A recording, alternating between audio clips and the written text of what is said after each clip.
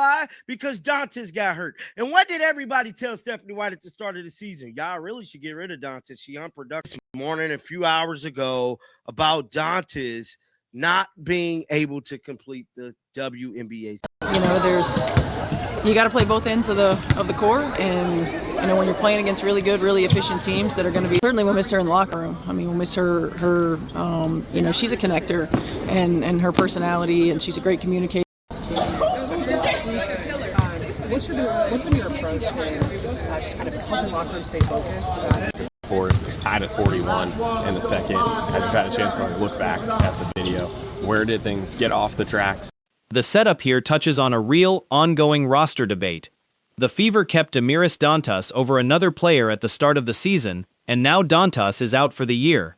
That's a fair thing to revisit with hindsight, and crediting Monique Billings for outperforming expectations in the meantime is a genuinely fair, specific piece of credit to hand out.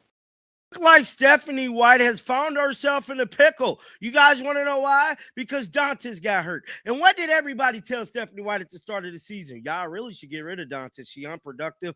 You cut the one young lady to keep Dantas. Now, look, there's no Dantas, and there's no other real big on this team besides Monique Billings, who she's all right. She turned out to be all right, guys. I think we all could admit Monique Billings was a lot better than we thought she was ever going to be. But Aaliyah Boston's still struggling with injuries, and we need another big. And what did everybody tell the Indiana Fever at the start of the season? You're not going to win if you don't have a certified backup big. Now, make sure you guys are subscribed to the tribe. The actual news is confirmed and accurately reported. Damiris Dantas underwent successful surgery on Monday to repair a torn meniscus in her left knee and will miss the rest of the 2026 season.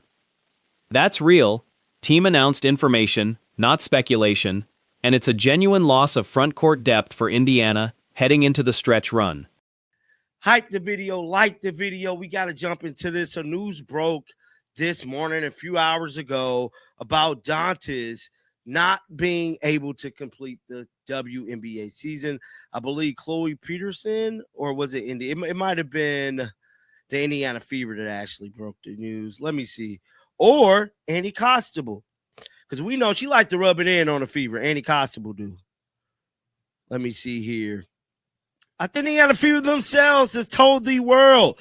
Damiris Dantas underwent successful knee surgery on Monday to repair a torn meniscus in her left knee and will miss the remainder of the W. The comments being read here, frustration about transparency, a no-confidence sentiment toward the front office, are real fan reactions, and it's worth treating them as exactly that.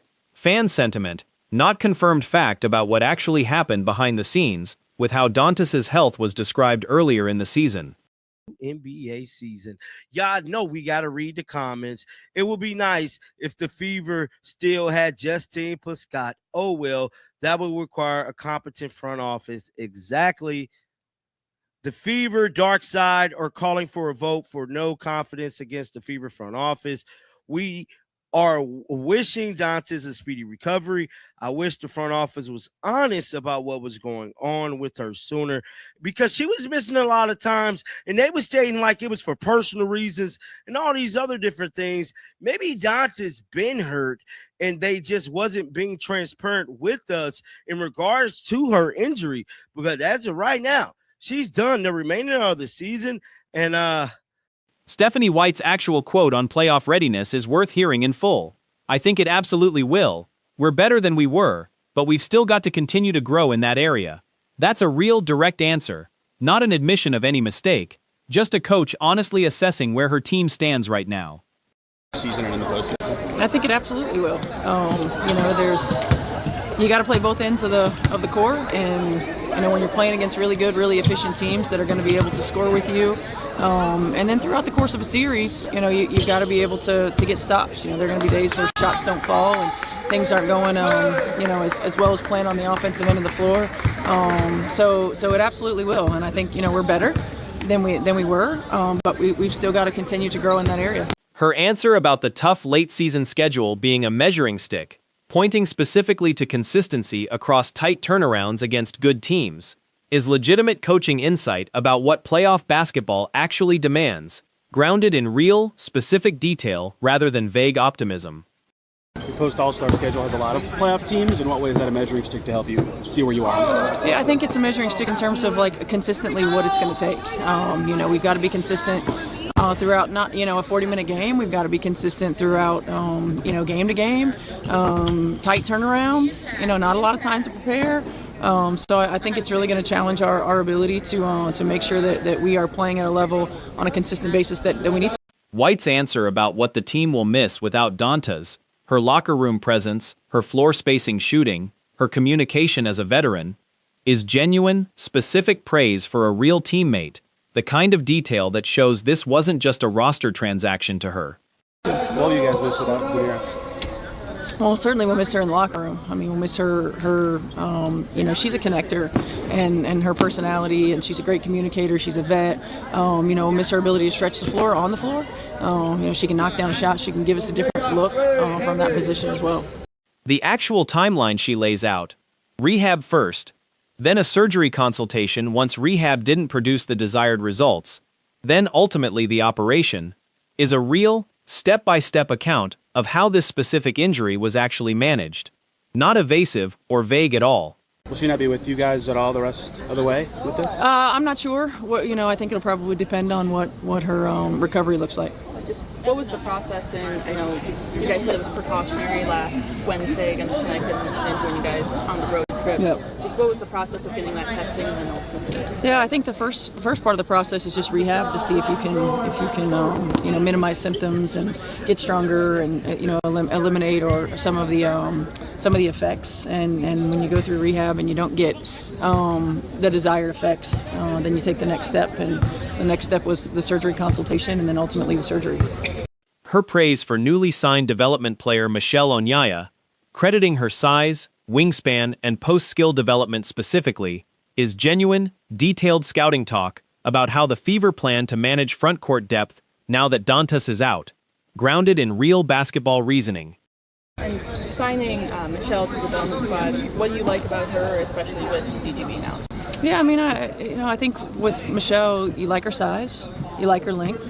She's got long arms. Her wingspan is massive. She's a young post player who's continued to get better, post her collegiate career, and getting an opportunity, I think, to practice against our post players every day and to really evaluate and develop is going to be good for her. You obviously have college tape to look at, but what did you think of the quality of Upshot for these players and assessing their film as they could potentially come in? Yeah, I think Upshot's great. I think it gives you. White's answer about controlling what the team can control and trying to insulate the locker room from outside noise is a real, thoughtful piece of leadership philosophy, not evasiveness, but a coach being upfront about what she can and can't manage for her players in a season with this much outside attention. So if there's been pretty commentary on this team, what's been your approach in just kind of helping locker room stay focused? Yeah, I mean, I think the biggest thing is we got to try to control what we can control.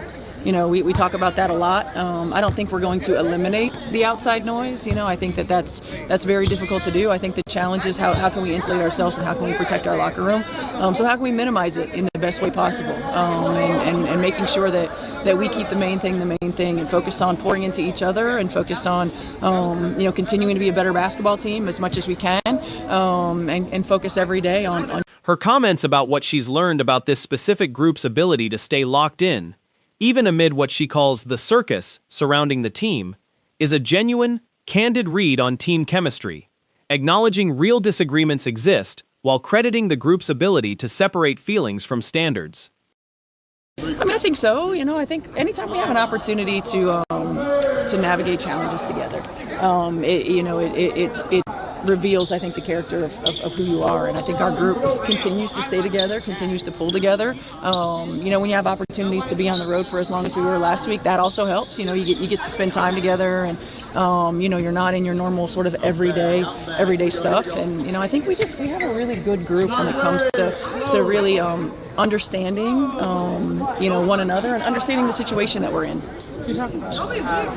The breakdown of Sunday's tight loss to Minnesota, sluggish rotations, missed screens, a string of costly 50-50 balls and hustle plays going the wrong way, is honest, specific self-scouting from a coach unwilling to make excuses against a genuinely efficient opponent.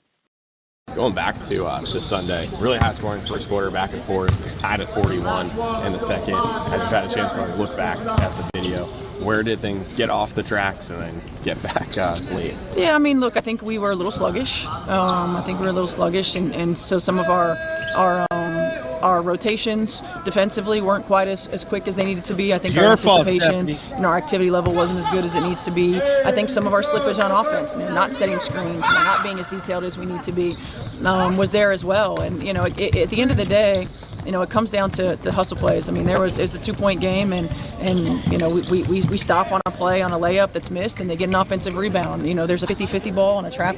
Her answer about adjusting without two veteran presences on the road trip, crediting specific players like Bree for stepping into more ownership and leadership, is real, substantive depth chart analysis, the kind of specific credit that actually tells you something useful about how this team is adapting.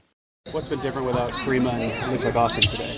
Yeah, I mean, number one, I did our offensive execution in film, so that was different. Hopefully they'll be here soon. But yeah, it's just different voices for sure. And the one thing about Kareem and Austin is that they're steady presences in terms of emotionally, just keeping everybody even keel and keeping everybody locked in. Do you expect Toy and Austin to just directly fill one of their roles in other ways while they're gone? How is that exactly going to look? Yeah, I mean, look, they aren't quote unquote gone yet, so. Yeah, I mean, certainly that's what we've been preparing for. We've been preparing for Tully, to step in, and certainly Keith and Rob have been here, all year long.